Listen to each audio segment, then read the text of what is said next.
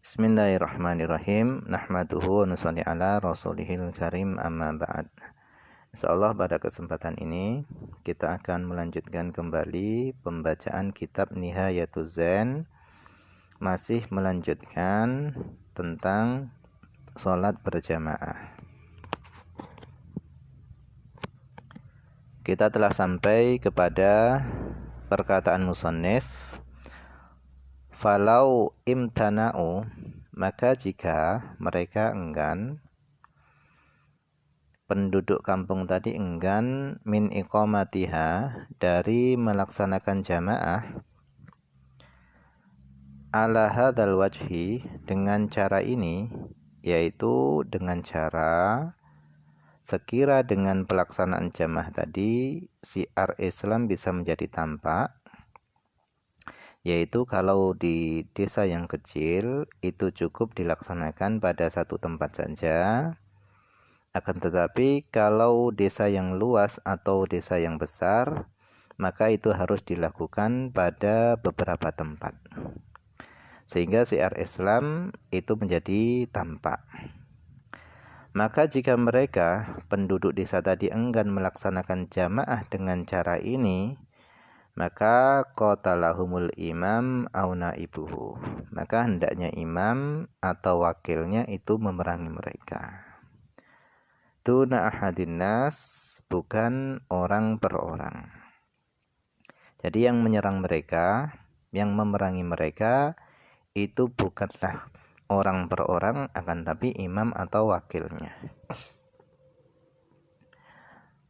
Jadi jika di suatu penduduk kampung mereka itu enggan mendirikan jamaah sesuai dengan cara yang telah disebutkan, maka imam atau wakil itu harus memerangi mereka. Akan tapi yang memerangi mereka itu adalah imam, bukan orang per orang.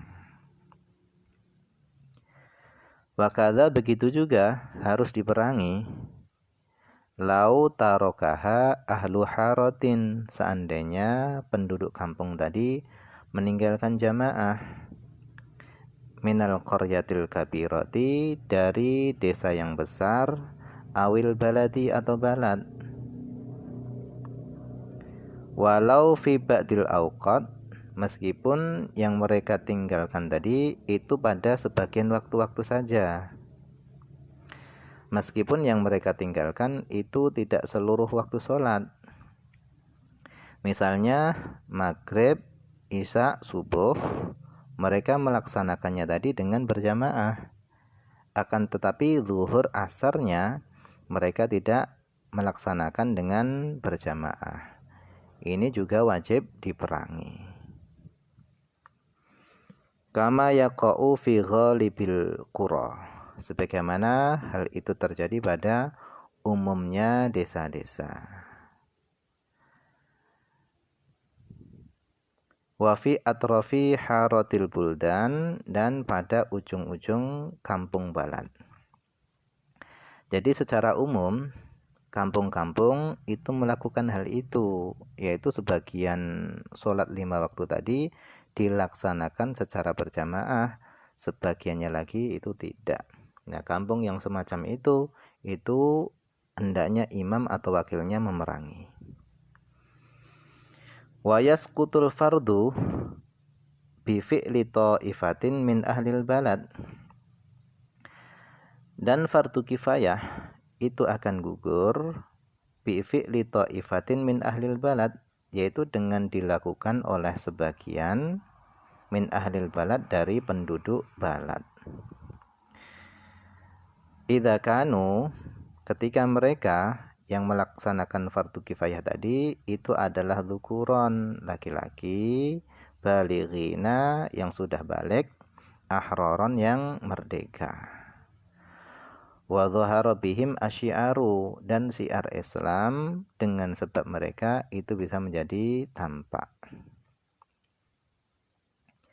Fala yakfi, maka tidak mencukupi di dalam menggugurkan fardu kifayah siapa? Ghairu ahlil baladi, yaitu selain penduduk balad. misalnya para musafir, mereka ini mendirikan sholat jamaah di desa tertentu, maka fardu kifayah pada desa itu belum gugur. Karena yang melaksanakan bukanlah penduduk desa, akan tapi adalah musafir.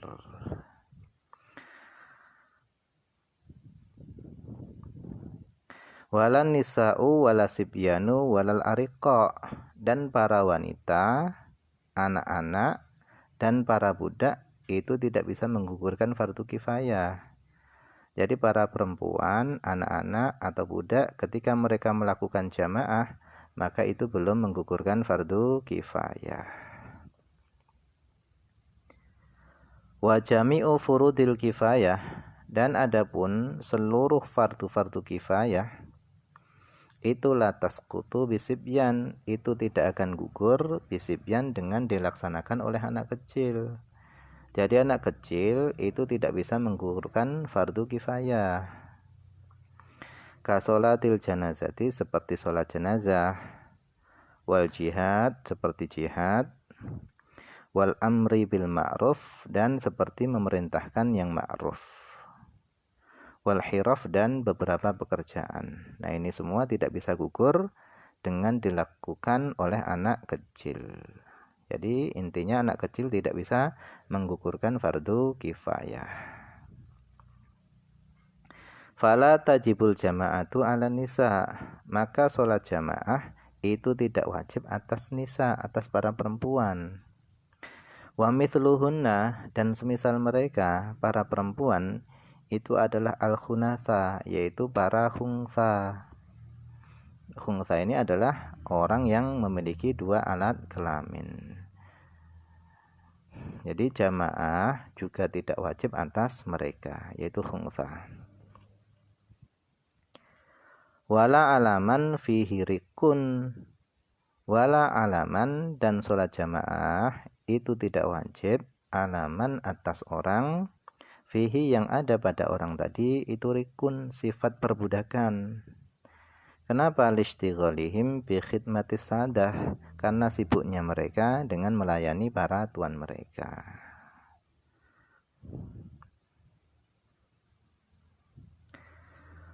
Wala alal musafirin, dan sholat jamaah itu juga tidak wajib atas orang-orang musafir, orang-orang yang sedang melakukan perjalanan.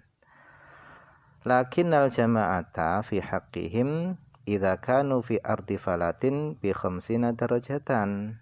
Lakinnal jama'ata, akan tapi jamaah, fi haqqihim, pada hak mereka, yaitu para musafir,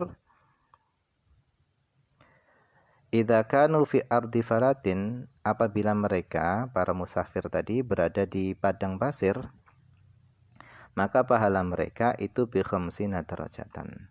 Pahala mereka adalah 50 derajat. Jadi musafir yang berada di padang pasir, ketika mereka mendirikan jamaah, maka pahala mereka adalah 50 derajat. Kemudian wala ala uratin, wala alal urati, dan jamaah itu tidak wajib atas orang-orang yang telanjang. Bal hiya wal infiradu fi haqqihim sawa, akan tetapi hiya, adapun sholat jamaah, wal infiradu, dan sholat sendirian, fi haqqihim, pada hak mereka, orang-orang yang telanjang, itu sawaun, sama. Jadi orang yang telanjang itu melakukan jamaah dan sholat sendirian itu sama. Ila, kecuali ayakunu, kecuali adanya mereka, orang-orang yang telanjang tadi itu umyan, yaitu orang yang buta. Mereka semuanya buta. Au fi dzulmatin, atau mereka berada di tempat yang gelap.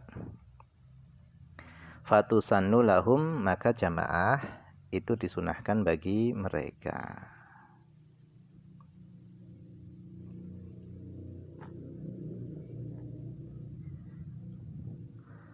Wala fi maqdiyatin khalfa maqdiyatin min nau'iha. Wala fi maqdiyatin, dan sholat jamaah tidak wajib pada sholat yang diqadha, khalfa maqdiyatin, di belakang sholat yang diqadha, min nau'iha, dari jenisnya qadha. Jadi misalnya sama-sama mengqadha'i sholat zuhur, maka itu boleh dilakukan dengan berjamaah, tapi tidak wajib. Bal tusannu, akan tapi jamaah itu disunahkan. Amma maqdiyatu khalfa mu'adatin, adapun sholat qadha yang dilaksanakan khalfa mu'adatin, di belakang sholat ada, yaitu sholat yang dilakukan pada waktunya.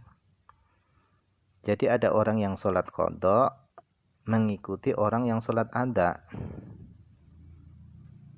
au bil aksi, atau sebaliknya, yang ada ngikuti yang qadha, au khalfa maqdiyatin laisat min nau'iha, atau di belakang sholat yang diqadha laisat min nau'iha, yang mana sholat qadha tadi bukanlah dari jenisnya.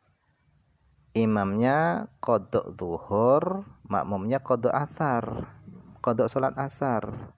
Maka bagaimana? Fala tusannu wala tukrahu, maka jamaah tidak disunahkan dan jamaah tidak dimakruhkan. Enggak disunahkan juga enggak dimakruhkan. Bal khilafus sunnah, akan tapi itu menyelisihi sunnah.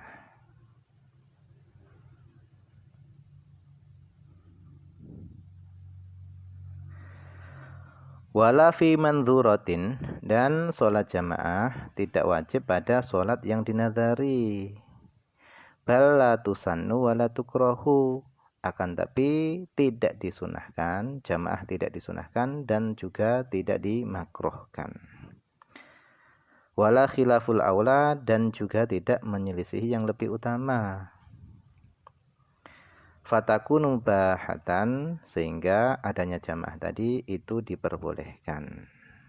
Jadi jamaah tadi diperbolehkan. Malam takunil mangzuratu, selama tidak adanya sholat yang dinadari tadi, itu minan nawafil, dari sholat-sholat sunnah, allati, yang tusannu, disunahkan, fiha, pada sholat-sholat sunnah tadi, al jama'atu, jamaah, fatastamirra ala sunniyatiha, maka berlaku pada jamaah tadi ala sunniyatiha, atas sholat-sholat yang disunahkan tadi. Maka berlakulah jamaah pada sholat-sholat yang disunahkan tadi. Jadi kalau yang dinadari itu adalah sholat sunnah yang tidak disunahkan berjamaah, maka hukum jamaah itu mubah. Tapi kalau yang dinadari itu adalah sholat-sholat sunnah yang disunahkan dilakukan dengan berjamaah, seperti sholat id atau sholat yang lainnya yang disunahkan berjamaah, maka hukum jamaahnya itu sunnah. Walau nadharul jama'ata, seandainya seorang bernadar akan melakukan sholat secara berjamaah, fiha, pada sholat-sholat sunnah tadi, hina idin, ketika itu, maka wajabat, maka jamaah tadi itu wajib. Jadi kalau yang dinadari itu adalah jamaahnya, melakukan jamaahnya, bukan sholat sunnahnya, maka melakukan sholat sunnah yang dia nadari, melakukannya tadi dengan jamaah, itu hukumnya wajib.